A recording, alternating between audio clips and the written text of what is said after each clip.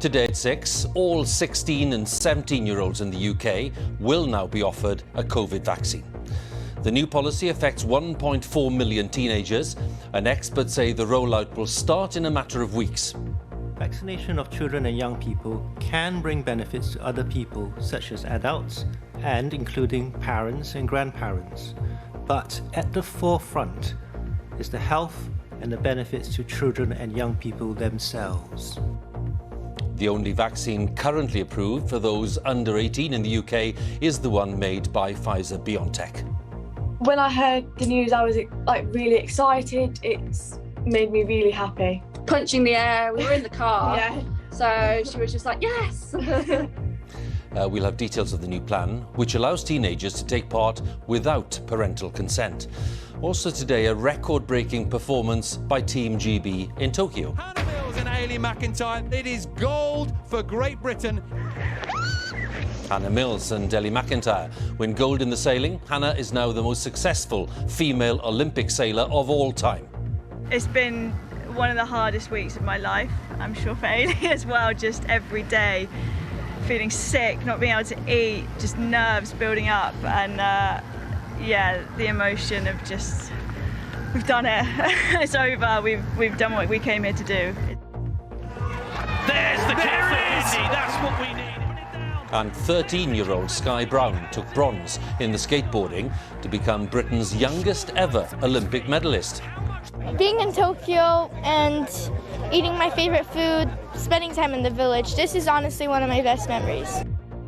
And England's test series against India starts with a collapse at Trent Bridge.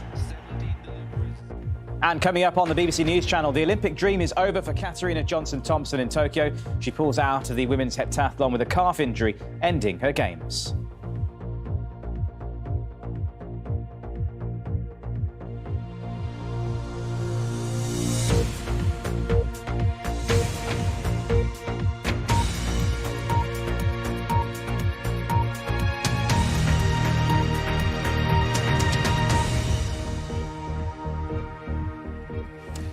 Good evening. We start with the news from Downing Street just a short while ago that all 16 and 17-year-olds in the UK will be offered a COVID vaccine in the coming weeks. England, Wales, Scotland and Northern Ireland have all moved quickly to approve the recommendations by vaccine experts.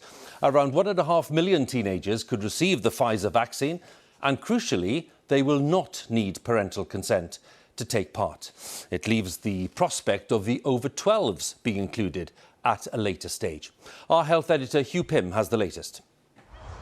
Lucy, who's 16, has had COVID twice and she's disappointed she didn't qualify for a vaccination.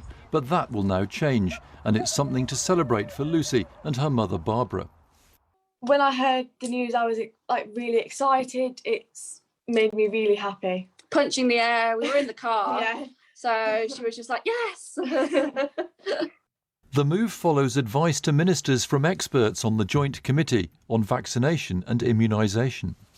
Vaccination of children and young people can bring benefits to other people, such as adults, and including parents and grandparents.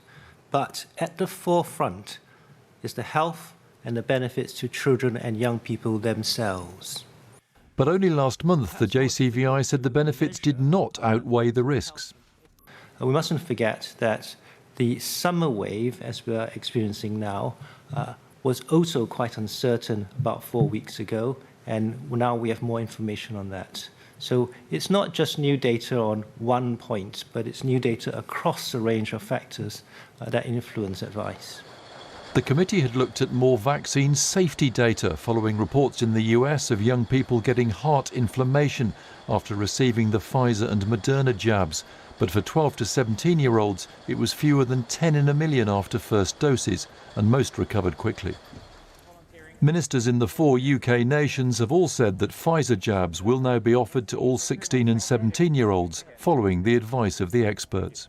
They are all at one on this, that this is absolutely the right thing to do for all 16 and 17-year-olds. Of course, there's no compulsion in this, like all our vaccination offer. It's something for people to consider and to decide if there's something they want to do. The Health Secretary said the rollout in England would start later this month, led by the NHS, but with no precise details yet. The drive to get 18-year-olds and over vaccinated continues. As for 16 and 17-year-olds, NHS leaders say up until now they've always followed JCVI advice and implemented any changes as quickly as possible. Under the law, 16 and 17-year-olds won't have to have parental consent to get a vaccine. We asked people in Weston-super-Mare how they felt about it. I think it's a good idea because especially since a lot of 16 and 17-year-olds are like the main people who are like constantly with each other and going out. I mean, the only reservation is that down the line you could find out something's wrong with it and you never know. Swing states. I'd want to know a lot more about what the side effects might be before we went ahead. Countries like the US and France are already vaccinating children as young as 12. That is possible in the UK for that age group if they have serious medical conditions or someone in their family does. But the rollout to all 16 and 17-year-olds will be a significant step, with school and university terms not far off. Huw Pym, BBC News. Well, that was Huw's report, and he's with me now in the studio. This news today, Huw, which really does, obviously, bring some questions which I think the answers to which are not clear. Now, for you, what are the main points that are unanswered this evening? Well, Huw, there's been a widespread welcome for this move, but there are these unanswered questions. First of all, why the change in advice from the JCVI just over a matter of weeks? Last month they were saying they didn't think there was enough evidence showing the benefits outweighed the risks and they needed more time, although it would be kept under review. They now say they got more data on the spread of the virus amongst young people and more reassuring safety data, hence the change. What about second doses? It wasn't totally clear when or even if they might happen. Well, what has been said by officials is it'll be at least 12 weeks before the second doses for 16 and 17-year-olds to give maximum protection through school and university terms over the winter. And what about 12-year-olds and over? Well, currently children of that age in the UK, if they're clinically vulnerable or living with an adult who's vulnerable, they are eligible. But there was a strong hint that all 12-year-olds and over in the UK might at some stage have the option of having the jab. That would be in line with the US, Canada and France, which have already done that. But there was a warning today from the World Health Organization, which doesn't like the idea of moving down to young children, because they simply say, and the same arguments are used over booster jabs, there should be a pause in all this to allow low-income countries to bring up their vaccination rates, including their health workers. OK, Huw, many thanks again. Huw Pym, our health editor there. Let's have a look then today at the official data on the pandemic. The number of daily coronavirus cases has risen for the first time in nearly a week. The latest official figures show that there were 29,312 new cases in the latest 24-hour period. Last Wednesday, there were just under 28,000. There have been an average of 26,330 new cases per day in the past 7 days. 119 deaths were recorded in the past 24 hours. That's an average of 81 deaths a day in the past week. Number of people in hospital with COVID seems to have levelled at just under 6,000. And to talk about vaccines, almost 89% of UK adults have now had their first jab, and just over 73% are now fully vaccinated. Let's turn then to the day's news from the Olympic Games. It's been another record-breaking day for Team GB at the Games in Tokyo, boosting Britain into 4th place in the overall medal table with just 4 days of competition to go. Hannah Mills and Ellie McIntyre won gold in the sailing, making Hannah the most successful female Olympic sailor of all time. Our sports editor Dan Rowan reports on the latest triumph. British sailing making a splash at these games yet again. After a performance as sparkling as the waters of Enoshima Harbour, Hannah Mills and Ailey McIntyre able to celebrate Team GB's 3rd victory of the Olympics here. The world #1 pair, will it be gold? It had never really seemed in doubt. Having taken a healthy 14-point lead into today's medal race, the British pair only needed to finish in the top 7 to clinch gold. They're still pushing for every bit of speed they can find. After silver in the 470 class at London 2012 and then gold in Rio, Mills had teamed up with McIntyre, whose father won an Olympic sailing title in Seoul 33 years ago. Having sat in 2nd for much of the race, the pair slipped to 5th, but it was still more than enough. It is gold for Great Britain. This, what a 5th medal of these games meant to the British team. Well, they've done it. Mills and McIntyre have won Olympic gold for Team GB. It had already been a fantastic regatta for Britain. Well, it's just got even better. Mills, who'd been one of Team GB's flag bearers at the opening ceremony, now the most successful female sailor in Olympic history. It's been one of the hardest weeks of my life, I'm sure for Ailey as well, just every day feeling sick, not being able to eat, just nerves building up, and yeah, the emotion of just, we've done it, it's over, we've done what we came here to do. I can't believe that this happened. I think I've dreamt of it my entire life with my dad's, and it's such an amazing feeling, and I just can't wait to have it around my neck. Mills' friends and family, meanwhile, watching on from the yacht club in Cardiff Bay, where the 33-year-old had first learned to sail. I was just so relieved for them, both. They've worked so hard. They have tried every different approach to tactics, communication and anything else they possibly could to give them that extra little edge. And it was just amazing. Olympic champion, Great Britain.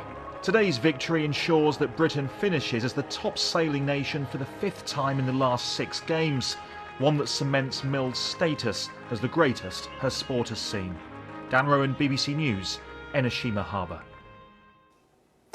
Well, as we heard earlier, 13-year-old Skye Brown has become Great Britain's youngest ever Olympic medalist after winning bronze in the women's park skateboarding. Her stunning performance comes just a year after she suffered serious injuries in an accident during training. Our sports correspondent Natalie Perks has the story. Skye Brown will take bronze. She's already lived her young life in the spotlight. At 13 years of age, there's Stu, her dad. But for the girl born in Japan, draped in the British flag, this was the best feeling in the world.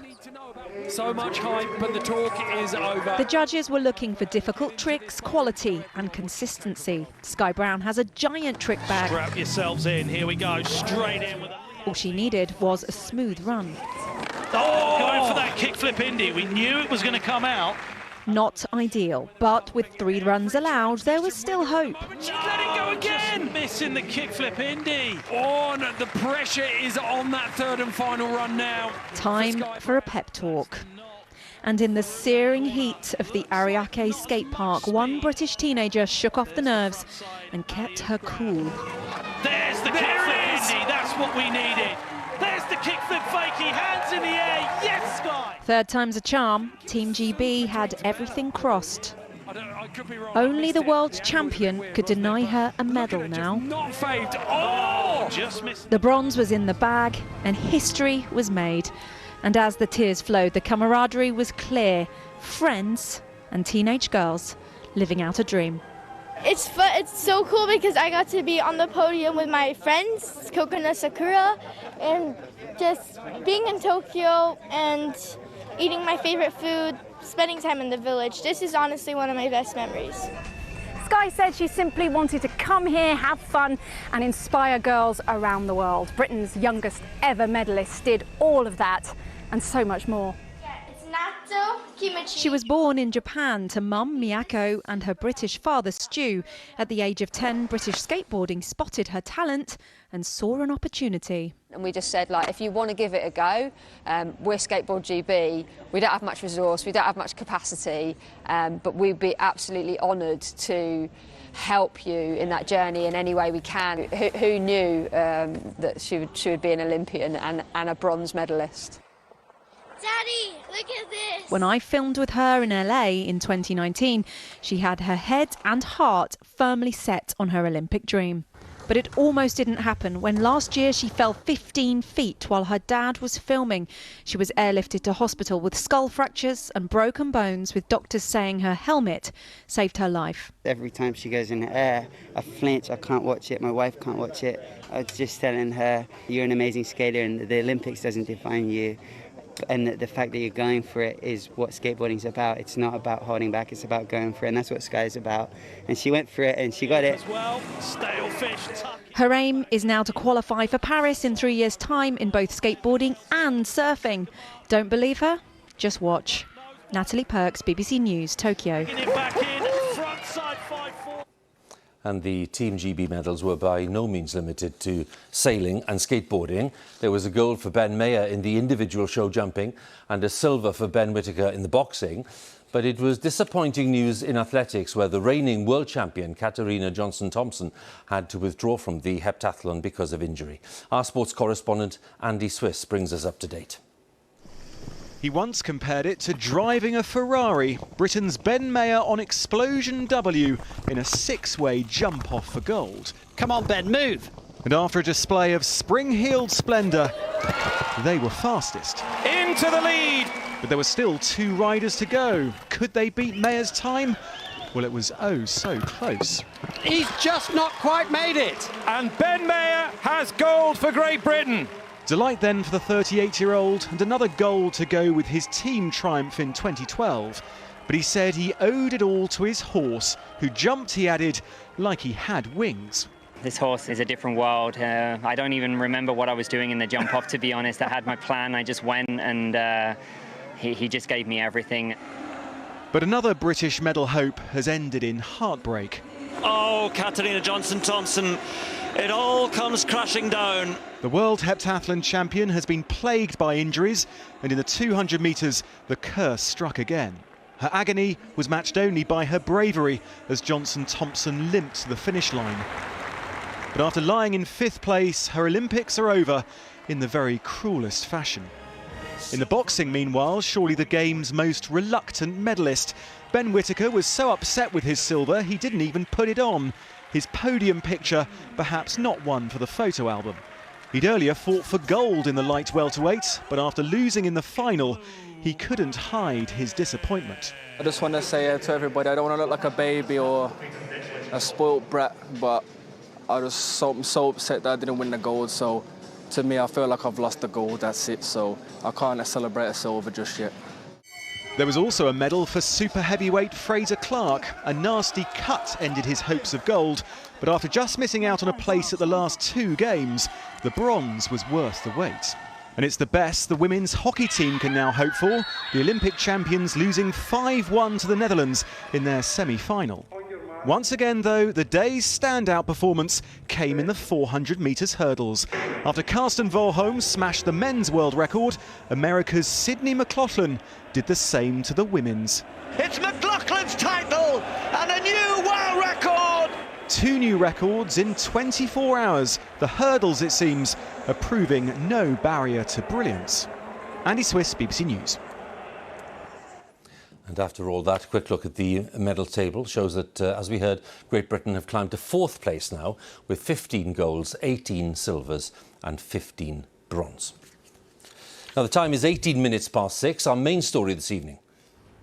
All 16 and 17-year-olds in the UK are set to be offered a COVID vaccine, and experts say the rollout will start in a matter of weeks. And the Prime Minister starts a 2-day visit to Scotland, but he will not be meeting the country's First Minister for talks. Coming up in Sports Day on the BBC News Channel, we'll have the best of the action from Japan, including the long wait for gold for Andre de Grasse. The Canadian wins the men's 200 metres in style in the Olympic Stadium.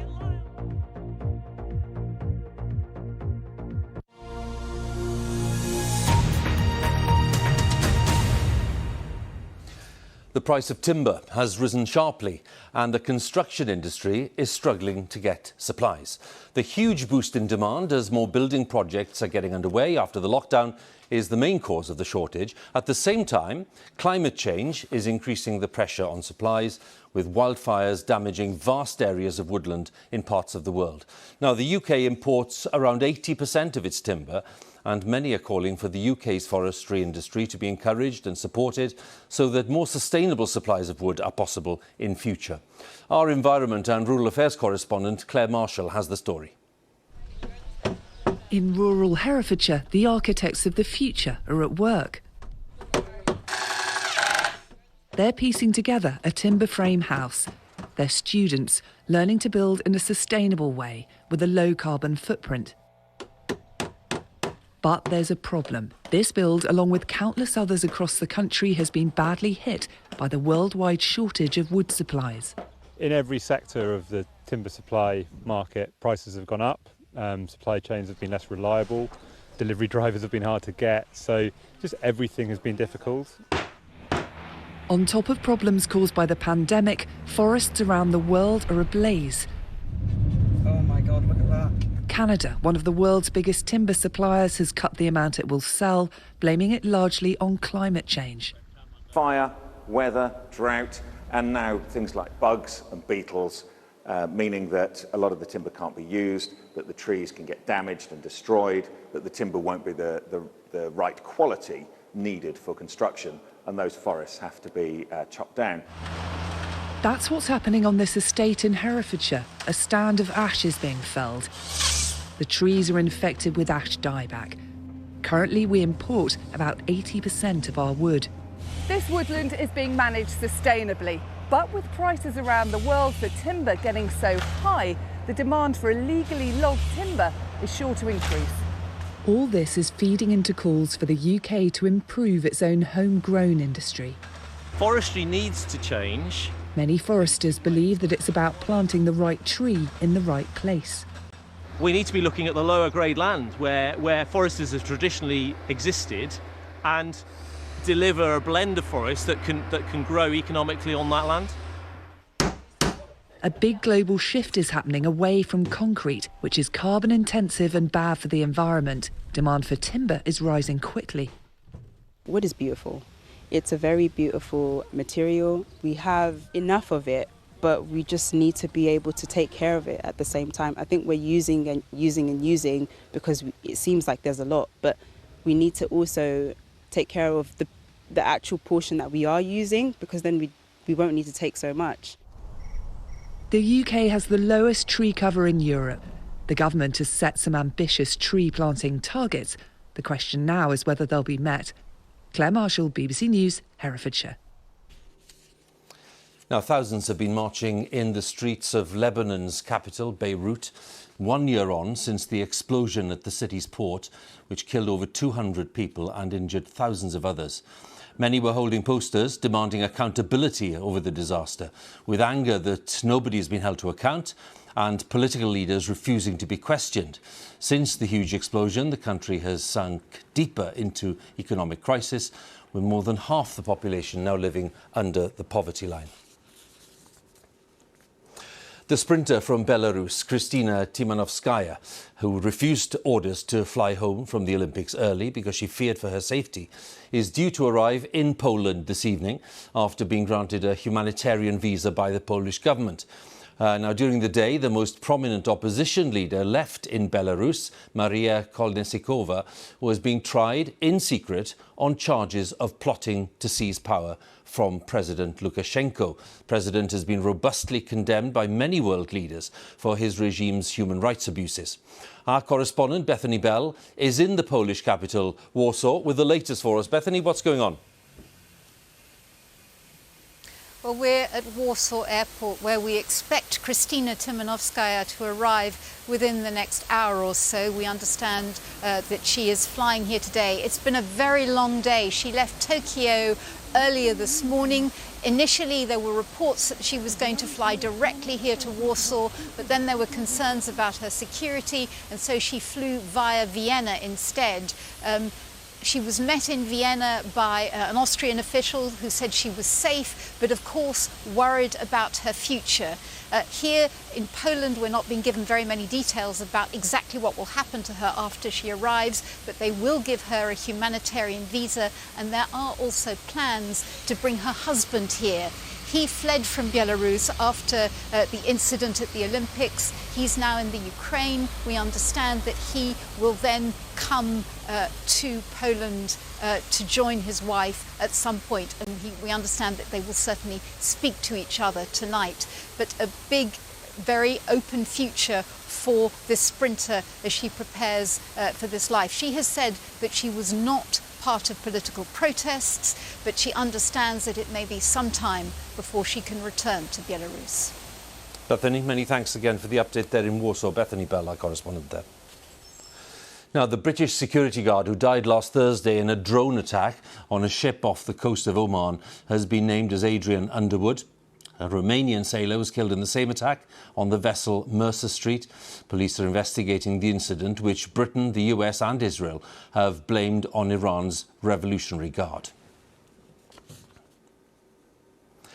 Now, Scotland's First Minister Nicola Sturgeon has said that people will find it a bit odd and a bit strange that the Prime Minister, Boris Johnson, has not accepted her invitation to meet during his two-day visit. Mr Johnson denied that he'd turned down an invitation.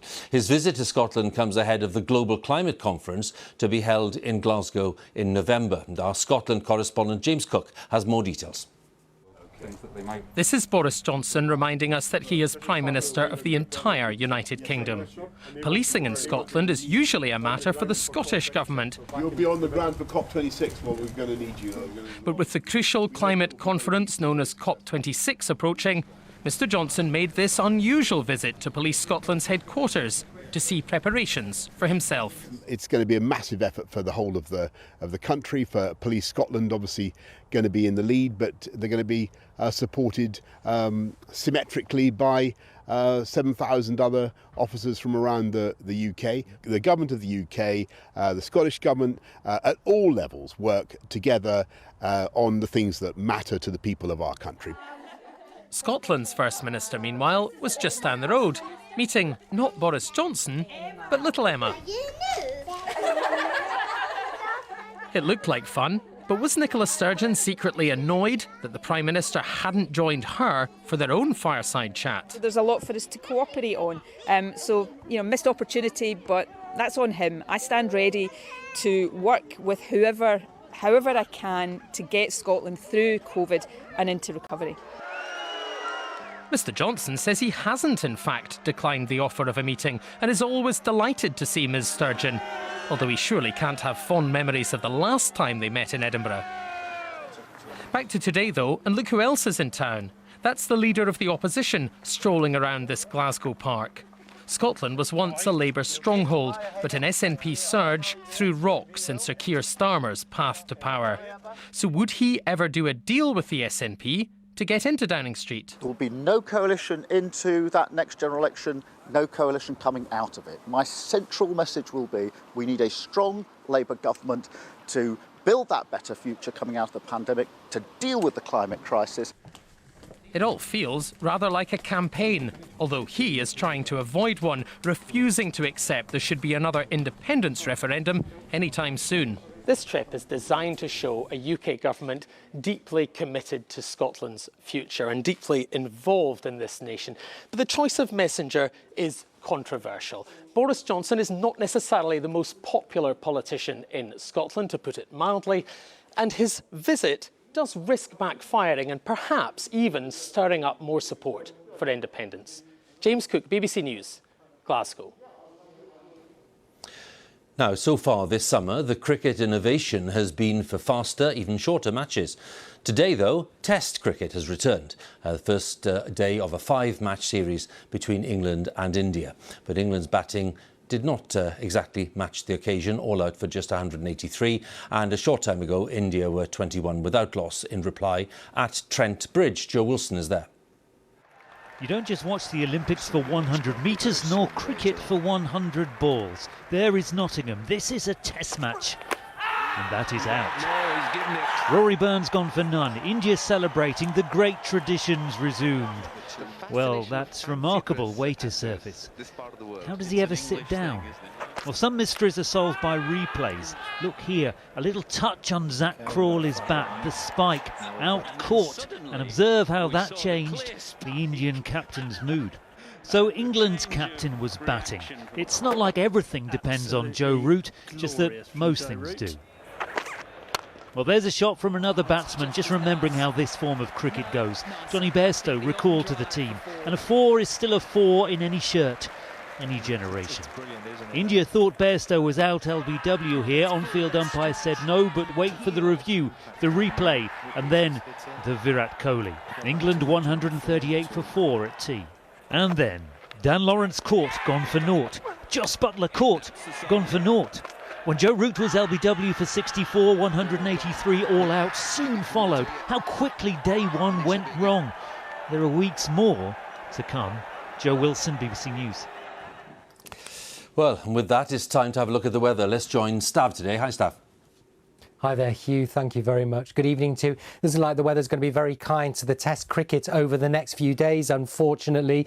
Today hasn't been too bad. Many places have had skies like you see behind me there in Leicestershire. Sunny spells, a bit of cloud bubbling up, but we did see some showers and thunderstorms develop, mainly across northern England initially. Then they started to develop across northern Scotland and then into the afternoon across Northern Ireland. They're continuing to rumble on across northwestern parts of England as well. Some torrential downpours in places. But equally, we've had some lovely spells of sunshine around too. It's been quite warm where it's been sunny and dry. Now, these showers and thunderstorms are likely to rumble on through the evening and eventually fizzle out overnight for central eastern areas.